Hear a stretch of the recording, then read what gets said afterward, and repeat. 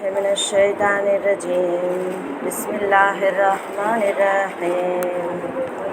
الحمد لله الذي أول بالأولين كان قبلا والآخر بالآخرين يكون بعدا الذي كسرت أن يؤيد أبصار الناظرين وعجزت أن نعطي أفهام الواسطين.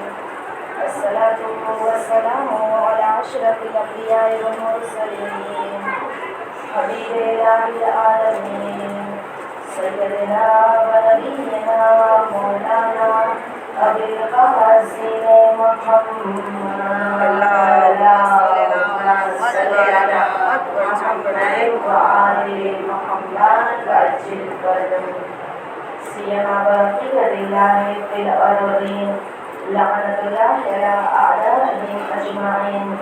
بسم الله الرحمن الرحيم.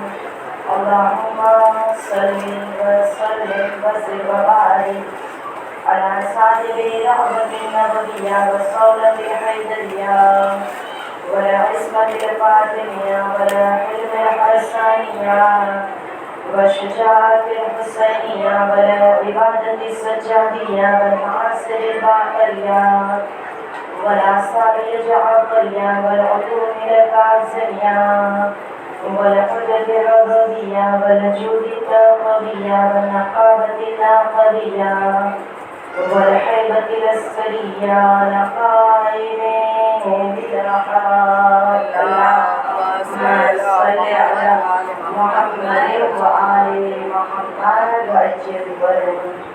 سب ساتھ کے سبحانہ کی سلام کی دعا کریں. بسم اللہ الرحمن الرحیم.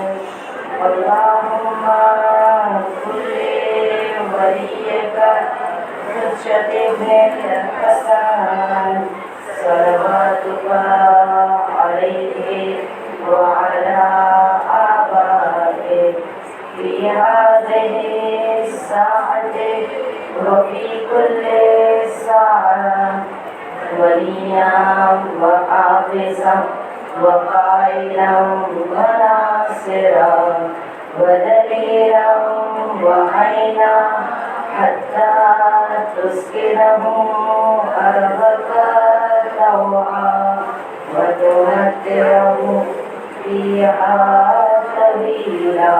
اللهم صل على محمد وآل محمد وأجل فردا.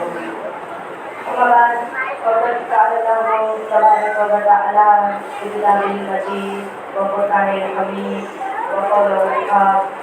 بسم الله الرحمن الرحيم. قل إن كنتم تحبون الله فاتبعوني يحببكم الله ويغفر لكم ذنوبكم. فقد قال قل لا أسألكم عليه أجرا إلا المودة في القربى. فقد قال رسول الله صلى الله عليه وآله وسلم إن لفتح الحسين حرارة في قلوب المؤمنين لا تبردوا أبدا. حاضرین السلام علیکم ورحمۃ اللہ وبرکاتہ. وعلیکم السلام ورحمۃ اللہ وبرکاتہ. میری عزیز ماں بہنیں، قرآن مجید کی جو آیتیں اور رسول اللہ کی حدیث کو میں نے سلام کلام کے طور پہ تلاوت کرنے کا شرف حاصل کیا ہے. ارشاد رب العزت فرمائے سورہ آل عمران 31 نمبر کی آیت. میرے حبیب جو دعوے محبت کرتے ہیں ان سے کہہ دو فاتبعونی، میری اطاعت کرو. اگر تم میری اطاعت کرو گے یحببکم اللہ، خدا تم سے محبت بھی کرے گا اور پھر اس کے بعد صرف محبت نہیں کرے گا وَيَغْفِرْ لَكُمْ ذُنُوبَكُمْ، خدا تمہارے گناہوں کو بھی بخش دے گا. وَاللَّهُ غَفُورٌ رَحِيمٌ. پھر اس کے بعد سورہ شورى 42 نمبر کا سورہ آیت نمبر 23. قل لا أسألكم عليه أجرا إلا المودة في القربى. میرے حبیب اجر رسالت کے طور پہ لوگوں سے کہہ دو مجھے اہل بیت کی مودت چاہیے اجر رسالت کے طور پہ. میری عزیز ماں بہنیں، یقیناً محب اہل بیت میدان محشر میں اسے ملا دی جائے گی. اے محب اہل بیت، دنیا اور آخرت کی تمام بھلائی تیرے لیے ہے. تجھے خوف کرنے کی ضرورت نہیں ہے, تجھے ڈرنے کی ضرورت نہیں ہے, اس لیے کہ جنت ہم نے تیرے لیے بنائی ہے. چونکہ محب اہل بیت میں 20 خصال پائے جاتے ہیں, 20 خصلتیں پائی جاتی ہے, 20 کوالٹیز پائی جاتی ہے. اور محب اہل بیت میں دنیا میں 10 خصلتیں پائی جاتی ہے, آخرت میں خدا اسے 10 فضیلتیں عنایت کرے گا. میری عزیز ماں بہنیں, مسلسل آخرت کی فضیلتیں جو محب اہل بیت کو ملنے والی ہے اس پر ہماری گفتگو ہو رہی ہے. اللہ کے رسول کہتے ہیں کہ محب اہل بیت کے لیے میدان محشر میں سب سے پہلے نامہ عمل کھولا نہیں جائے گا. پہلی فضیلت یہ دی جائے گی کہ نامہ عمل اس کا نہیں کھولا جائے گا. لا تثبتو لہو دیوان, اس کا نامہ عمل نہیں کھولا جائے گا. دوسری فضیلت اللہ کے رسول کہتے ہیں لا ینصب لہو المیزان, سب کے لیے میزان قائم کیا جائے گا, محب اہل بیت کے لیے میزان قائم نہیں کیا جائے گا. پھر اس کے بعد اللہ کے رسول کہتے ہیں کہ نہ صرف یہ کہ میزان قائم نہیں کیا جائے گا بلکہ وَيَكْتُبُ لَهُ بَرْأَةٌ مِّنَ النَّارِ, وہ جہنم کی آگ سے پروانہ اسے دیا جائے گا. پھر اس کے بعد اللہ کے رسول کہتے ہیں کہ چوتھی فضیلت جو محب اہل بیت کو دی جائے گی وہ یہ ہے یؤتی کتابہ بیمینہ, نامہ عمل اس کے دائیں ہاتھ میں دیا جائے گا, اس کے رائٹ ہینڈ میں دیا جائے گا. عزیزو, آج ہماری گفتگو 5ویں مرحلے میں داخل ہونے جا رہی ہے. محب اہل بیت کو قیامت کے میدان میں جو 5ویں فضیلت ملے گی, 5ویں فیسلٹی ملے گی, وہ یہ ہے کہ اللہ اپنی نظر رحمت محب اہل بیت کی طرف کرے گا. اللہ کی رحمت کی نظر پانے کے لیے ہمیں اور آپ کو کیا کرنا چاہیے؟ پہلی چیز تو یہ کہ محب اہل بیت بن جائے. محب اہل بیت میں دنیا میں 10 کوالٹیز پائی جاتی ہے, لیکن عزیزو آج میں نے قرآن سے 5 آیتیں اور حدیث سے 5 احادیث جو اللہ کی رحمت کو پانے کے لیے 5 چیزیں حدیث میں ملتی ہے, 5 چیزیں قرآن کی آیت میں ملتی ہے, اور پھر اس کے بعد نہج البلاغہ کے 3 خطبے جس میں مولا نے رحمت پانے کا ذریعہ بتایا ہے.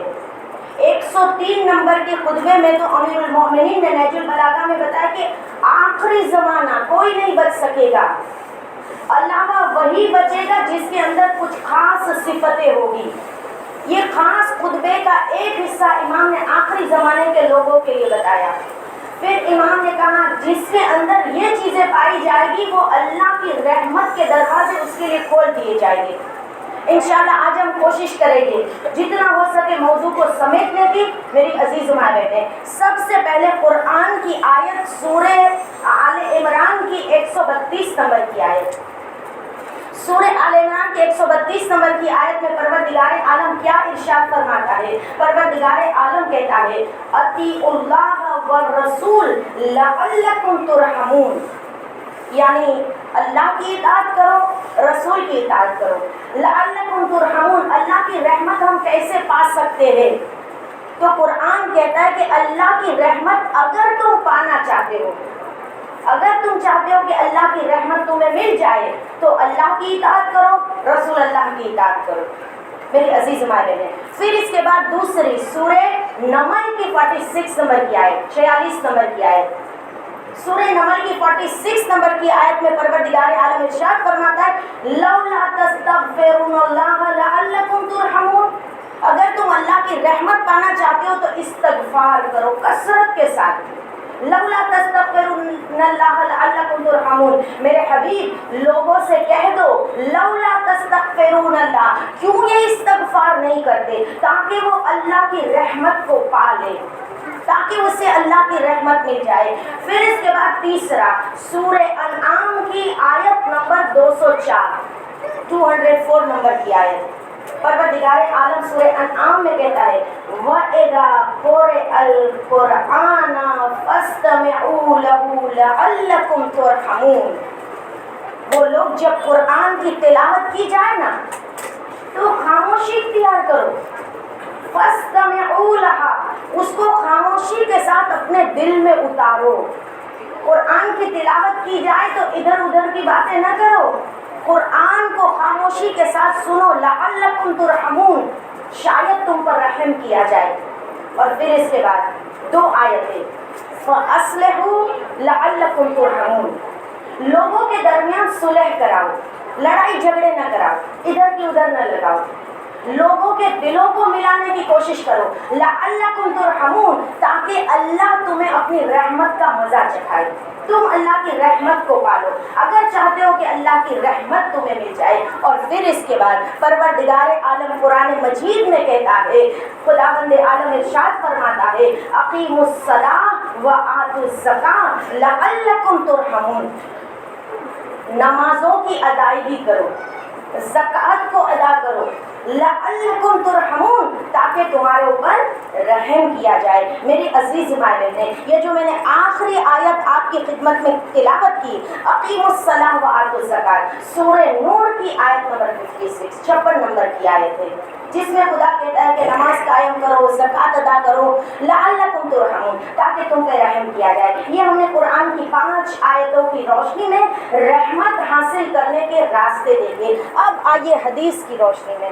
میری عزیز مائیں بہنیں، حدیث کی روشنی میں اگر ہم آگے بڑھیں، اگر ہم حدیث کی روشنی میں آگے بڑھیں تو چونکہ زیادہ وقت نہیں ہے، صرف 2 حدیثوں پر ہم نظر ڈالیں گے، صرف 2 حدیثوں پر ہم نظر ڈالیں گے.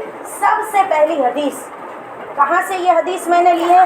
وسائل الشیعہ جلد نمبر 2 اور صفحہ نمبر 415. وسائل الشیعہ کی دوسری جلد میں، وسائل الشیعہ کی دوسری جلد میں یہ حدیث ہے.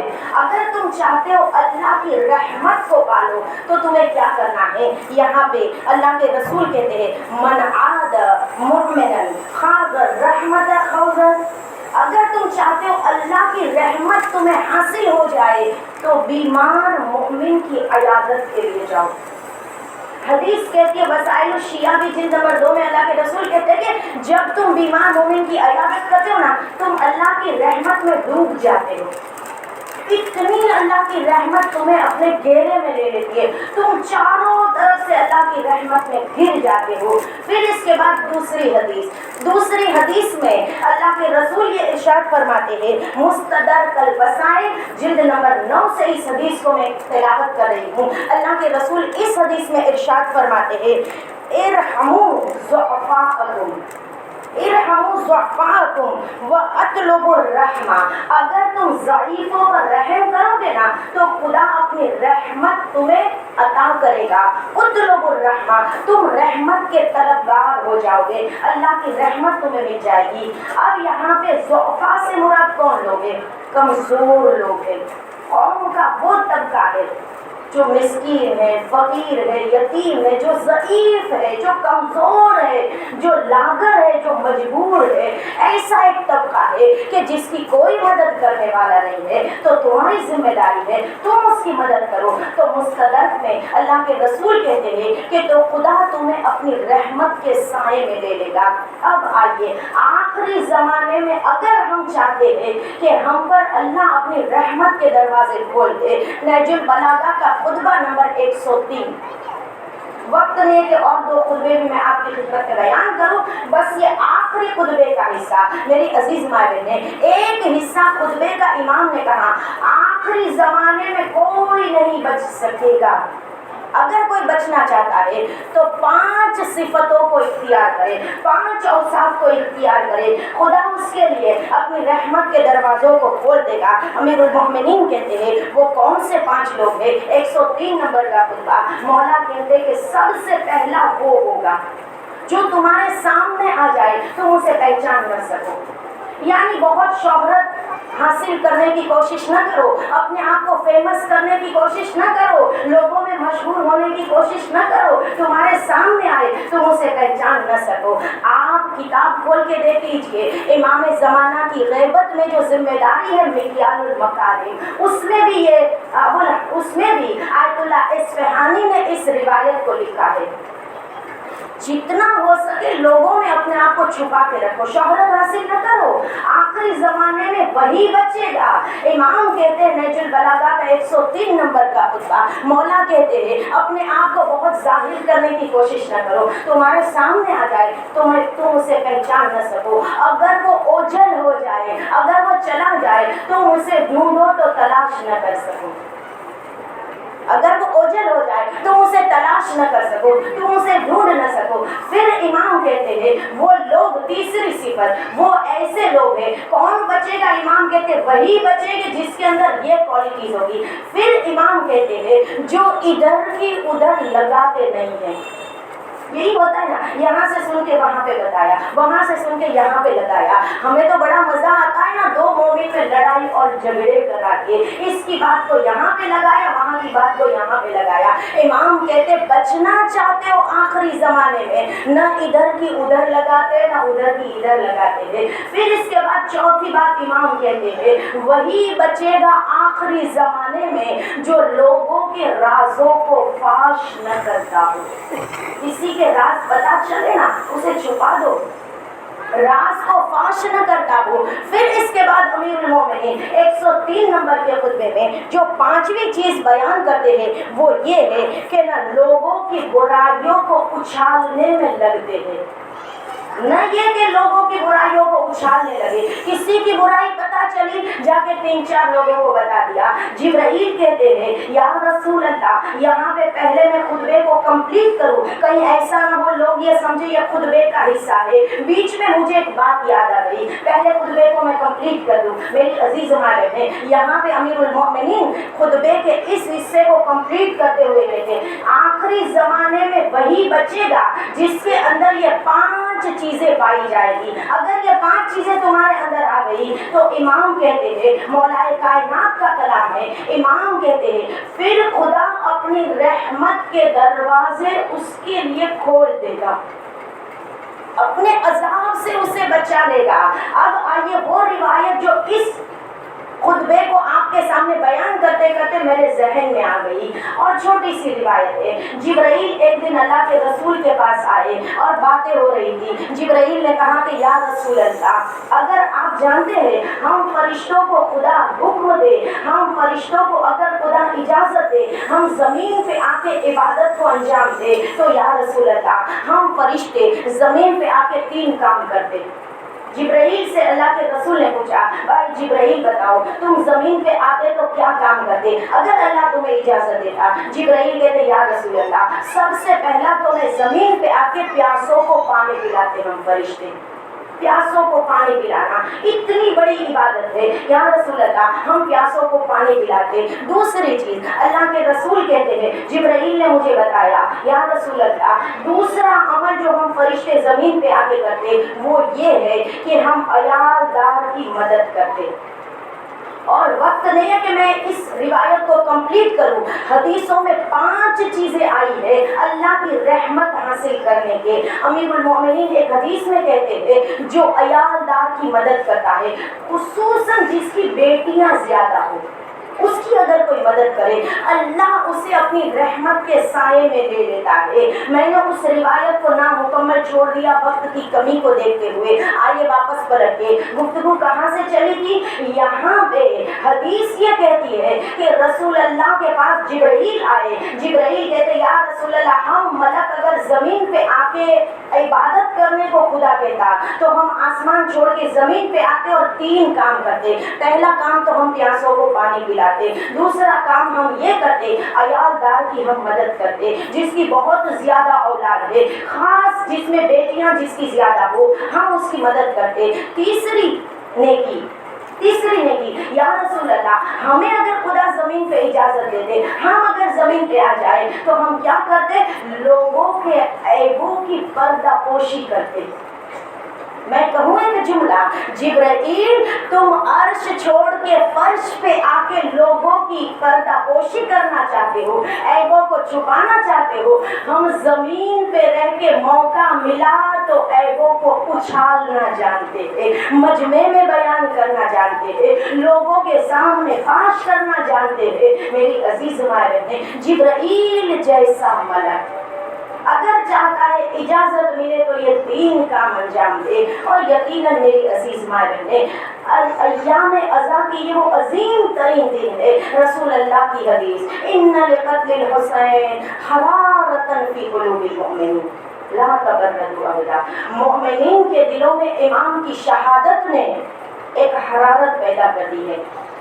اور یقیناً میری عزیز مائیں تھے، اگر کبھی وقت ملا تو میں اس روایت کو بھی ڈیٹیل کے ساتھ آپ کی خدمت میں بیان کروں گی کہ قیامت کے میدان میں یہ نہیں ہوگا کہ لوگ نمازیں پڑھیں. جنت میں مجھے کئی روایت نہیں ملی کہ لوگوں کو نماز پڑھایا جائے گا، لیکن شیخ جعفر شستری نے جو مقتل لکھا امام حسین کا، خصائص حسینیہ، اس مقتل میں شیخ جعفر شستری نے امام حسین کی مجلسوں کا ذکر کیا ہے کہ مجلسیں کہاں کہاں ہوگی. دنیا کی خلقت سے پہلے مجلس ہوئی، امام کی ولادت سے پہلے مجلس ہوئی، امام کے دنیا میں آنے کے بعد مجلسیں ہوئی، امام کی شہادت کے بعد مجلسیں ہوئی. پھر شیخ جعفر شستری نے ایک پورا باب لکھا ہے عزائے سید الشہداء کے لیے. انہوں نے لکھا ہے کہ تا قیامت مجلسیں ہوگی، حتیٰ کہ میدان محشر میں بھی مجلس ہوگی، حتیٰ کہ قیامت کے میدان میں بھی فرش عزا بچھے گا، وہاں پہ بھی مجلسیں ہوگی، جنت میں بھی مجلس ہوگی. ایک ایسی عبادت ہے کہ جس عبادت کو جنتی جنت میں بھی انجام دیں گے، میدان محشر میں بھی انجام دیں گے. مجھے تو کہیں پہ روایت نہیں ملی کہ قیامت کے میدان میں لوگوں سے نماز پڑھائی جائے گی. میری عزیز مائیں نے کتنی عظیم عبادت ہے، اور پورا باب لکھا ہے شیخ جعفر شستری نے، اور باقاعدہ روایتیں نقل کی ہے کہ کیسی کیسی مجلسیں ہوئی. اس مجلس میں آ جانا، اس فرش پہ آ جانا، یہ کوئی معمولی عبادت نہیں ہے. میری عزیز مائیں نے اتنی عظیم ترین عبادت ہے کہ جب بھی مجلسوں میں آیا کریں اپنی ماؤں کو دعائیں خیر کے ساتھ یاد کیا کریں. اے ماں یہ تیرا احسان ہے، تو نے ہمیں حسینی بنایا، تو نے ہمیں علی والا بنایا. میری عزیز ماں بہنیں، امام حسین کی مصیبت ہے، وہ عظیم مصیبت ہے، وہ عظیم مصیبت ہے کہ انشاءاللہ خدا سب کو کربلا کی زیارت نصیب کرے. امام حسین کے حرم کا جو مین انٹرنس ہے، جو داخلی دروازہ ہے، میں نے پہلے بھی آپ کو مجلس میں بتایا ہے کہ ایک جو سلام لکھا گیا ہے، السلام علیک یا قتیل الابرار، اس امام پر سلام جسے رلا رلا کے شہید کیا گیا. میری عزیز ماں بہنیں، وہ عظیم مصیبت کربلا کی مصیبت ہے. امام مجھ سے اور آپ سے توقع رکھتے ہیں، بغیر مصائب سنے امام کہتے ہیں میرا نام آئے تو چاہنے والوں کی آنکھوں میں آنسو ضرور آئیں گے. لیکن میری عزیز ماں بہنیں، جس امام نے اپنا تعارف غریب کے طور پہ کرایا کہ اے حبیب زحمت نہ دیتا، میں حسین غریب جو ایک رجل فقیر کی طرف خط لکھ رہا ہے. میری عزیز ماں بہنیں، جس حسین کی غربت میں اگر کوئی شریک رہا ہے نا تو اس شخصیت کا نام ہے زینب کبریٰ. یہ وہی شہزادی زینب ہے. پہلے میں اپنی اور آپ کی مثال دینا چاہتی ہوں تاکہ ہم جناب زینب کو سمجھ سکیں. ہماری زندگی میں کتنے سال مصیبت آتی ہے؟ 60 سال اگر لے لیجئے، مثال کے طور پہ 10 سال مصیبت کے ہیں، ہم سے وہ 10 سال بلائے نہیں جاتے ہیں. چھوٹی چھوٹی مصیبتیں ہم شکایت کرنے لگتے ہیں، برداشت نہیں کر پاتے ہیں، ہم مصیبتوں پہ صبر نہیں کر پاتے ہیں. لیکن مصائب کی جو ماں ہے، ام المصائب زینب کبریٰ ہے. کیسی ام المصائب ہے؟ بچپنے میں ماں کی ٹوٹی ہوئی پسلیوں کو دیکھا، ماں کے جنازے کو گھر سے جاتے ہوئے دیکھا، بابا کے سر پہ ابن ملجم کی تلوار کا وار دیکھا، بابا کی میت پہ روئی، بھائی حسن مجتبیٰ کے جگر کے ٹکڑے دیکھے، کربلا کا میدان، ایک بھائی کا لاشا تیر کی نوک پر دیکھا، 11 محرم چلنے لگی تو بیوی بھائی کی لاش کا طواف کرتے کہتی ہے کہ انت اخی یا حسین، کیا تو ہی میرا بھائی حسین ہے؟ بیوی آپ بھائی کو نہ پہچان سکی؟ نہیں ازاداران مظلوم کربلا، ایسا نہیں ہے کہ بیوی پہچان نہیں سکی، اس لیے کہ لاش ٹکڑوں میں بٹ گئی تھی۔ ام المصائب ہے زینب کبریٰ، لیکن آپ جانتے کربلا میں کتنی بڑی قربانی دی ہے، شریکت الحسین ہے جناب زینب، ہر مصیبت میں امام کا ساتھ دینے والی۔ بھائی بہن نے مدینے سے چلتے وقت جہاد کو بانٹ لیا تھا، بھیا مجاہد کو میں تیار کروں گی، مقتل تو بھیجے گا، بھائی جب لاشا تو لائے گا نا فرش عزا زینب بچھائے گی، تیرا کٹا ہوا سر نیزے پر ہوگا تو زینب بے مکنا و چادر شام اور کوفے کے بازار میں خطبے دے گی۔ بھائی بہن نے جہاد کو بانٹ لیا ہے، جب کوئی شہید میدان میں جاتا ہے، شہید کا لاشا آتا ہے نا، جناب زینب دروازے پر انتظار کرتی ہے، لیکن 2 لاشیں ایسے آئے نا، امام دروازے پر آئے تو جناب زینب نظر نہیں آئی۔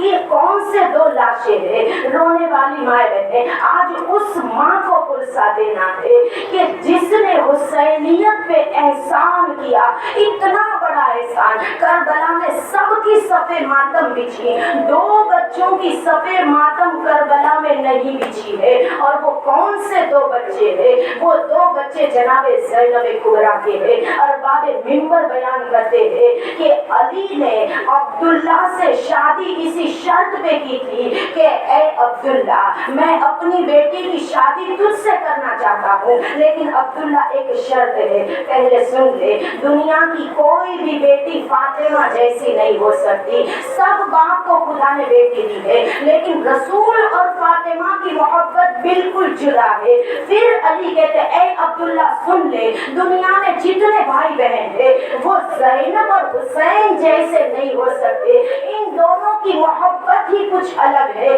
عبداللہ شادی اس شرط پہ ہے، جب حسین سفر پہ جانے لگے نا تو زینب کو نہ روکنا۔ جناب عبداللہ نے قبول کر لیا۔ آپ جانتے ہیں ارباب منبر سے میں نے سنا ہے، جب جناب زینب کی شادی ہوئی نا، جناب عبداللہ کے گھر گئی، عربوں میں رواج تھا 3 دن تک آنا جانا بند رہتا تھا دونوں گھروں کا ایک دوسرے گھر والوں کی طرف۔ 3 دن کے بعد علی نے اپنے گھر پہ جب نظر ڈالی، ماں تو نہیں ہے زینب کی، ماں جاتی تھی بیٹی کی خبر گیری لینے کے لیے، مولا کو جناب زہرا کتنی یاد آئی ہوگی۔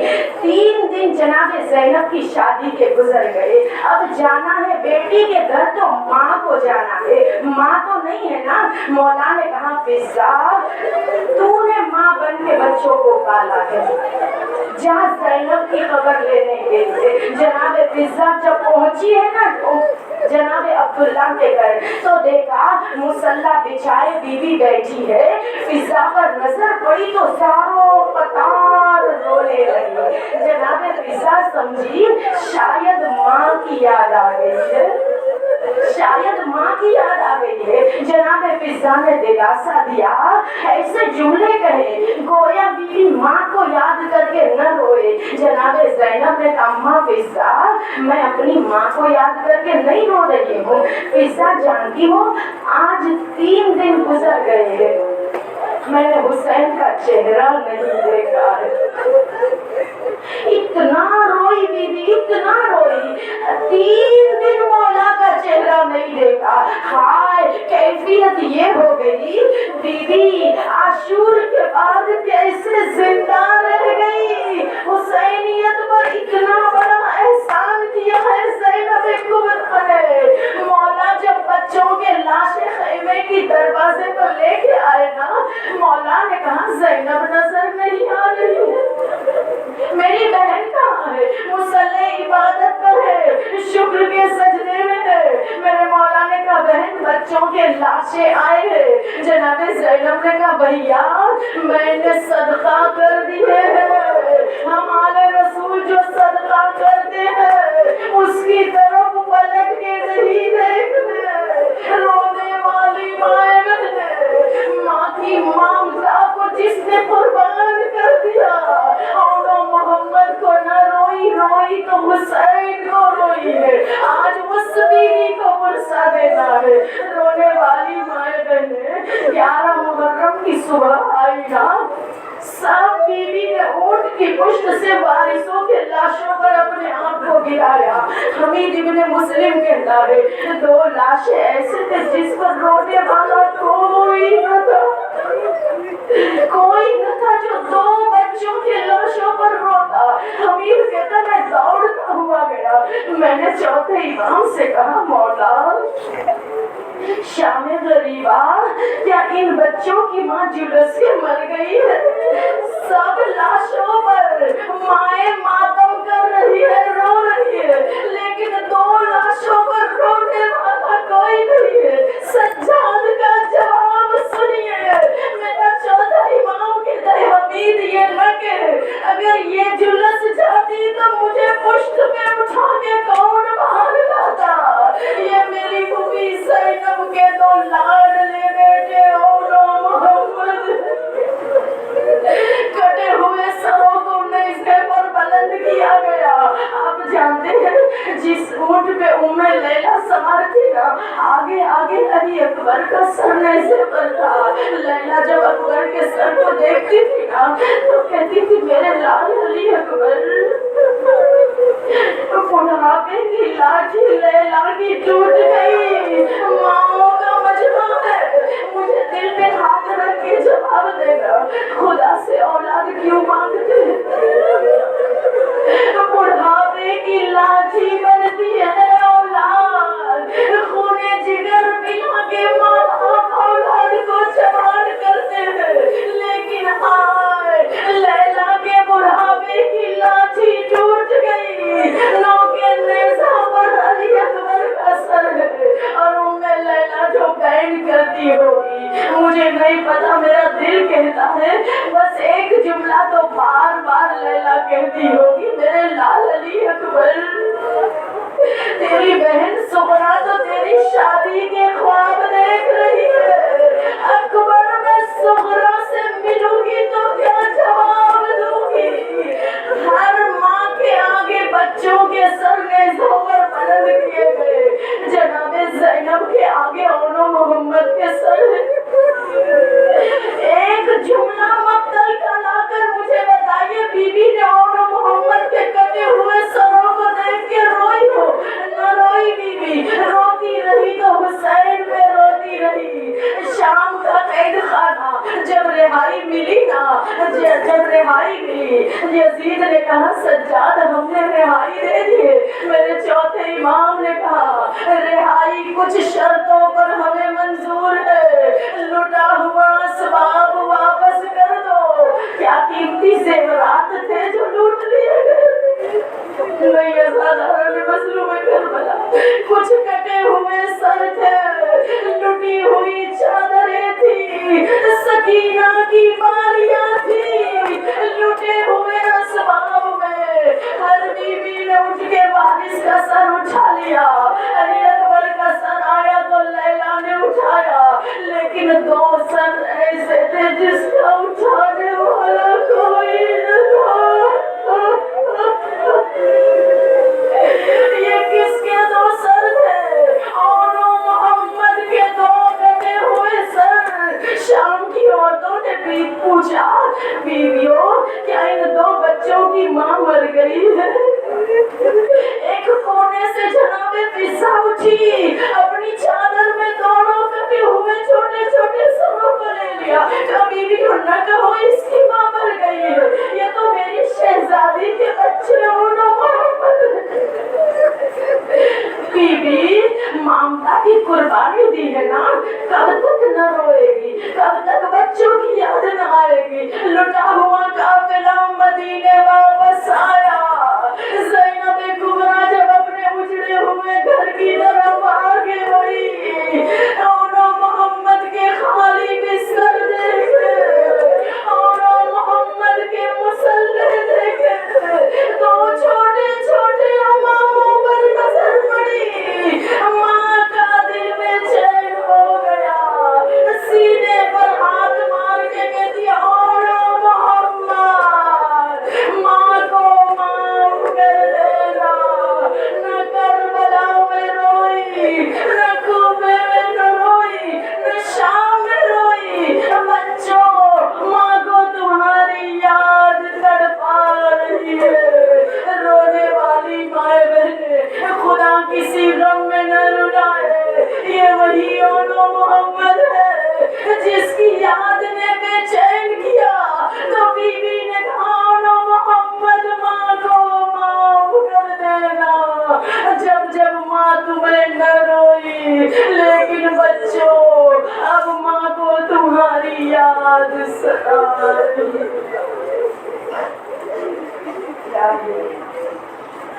بحق الزهرا وأبيها وبألها وبنيها والسر المستودع فيها بعدد ما أحاط به علمك پروردگارا محمد اور آل محمد کے صدقے میں کربلا کے تمام مظالم کا انتقام لینے، خصوصاً ٹوٹی ہوئی جنت البقیع کو مقبرے میں تبدیل کرنے، اپنی آخری حجت کے ظہور میں تعجیل فرما۔ اللہم ارزقنا فی الدنیا زیارت الحسین وفی الآخرت شفاعت الحسین۔ جس کے دل میں کربلا کی زیارت کی حسرت ہے، خصوصی مصائب ہے، بی بی زہرا کی روح کو ہدیہ کرتے ہوئے، بی بی جو 40 کرنے کے لیے تڑپ رہے ہیں، آپ کے بیٹے کا چہلم جو کربلا میں کرنا چاہتے ہیں، بی بی غریبوں کے پاس آنسوؤں کے علاوہ کوئی اسباب نہیں ہے، ماں کی سفارش کو بیٹا کبھی رد نہیں کرتا، بی بی یہ مصائب آپ کی روح کو ہدیہ ہے۔ شہزادی اس سال 40 کے زواروں میں ہمارا نام بھی آ جائے۔ رونے والی مائیں بہنیں، بس مصائب کے چند جملے ہیں، دعا کرنا خدا سب کو 40 کربلا میں کرنا نصیب کرے۔ رونے والی مائیں بہنیں، یہ وہی ام المصائب زینب کبریٰ ہے، وہی ام المصائب بیوی ہے۔ رونے والی مائیں بہنیں، جب لٹا ہوا قافلہ مدینے میں واپس آیا نا، قافلہ قبر رسول پہ پہنچا، بیویوں نے بین کیے، مدینہ لرزنے لگا۔ جب بی بی نانا کو حسین کا پرسہ دے چکی نا، لوگوں نے ہاتھوں کو جوڑ کے مدینے کی عورتیں آئی، بی بی کیا آپ ماں کی قبر پہ نہ جائے گی؟ شہزادی نے کہا کیوں نہیں، ضرور زینب ماں کی قبر پہ جائے گی۔ بقیع کا دروازہ کھولا گیا، جناب زینب جب جنت البقیع میں داخل ہونے لگی نا، ہاتھوں کو جوڑ کے کہتی مدینے کی عورتوں ایک احسان کرو مجھ پر، مجھے تنہا چھوڑ دو، میں اکیلے میں ماں سے کچھ بات کرنا چاہتی ہوں۔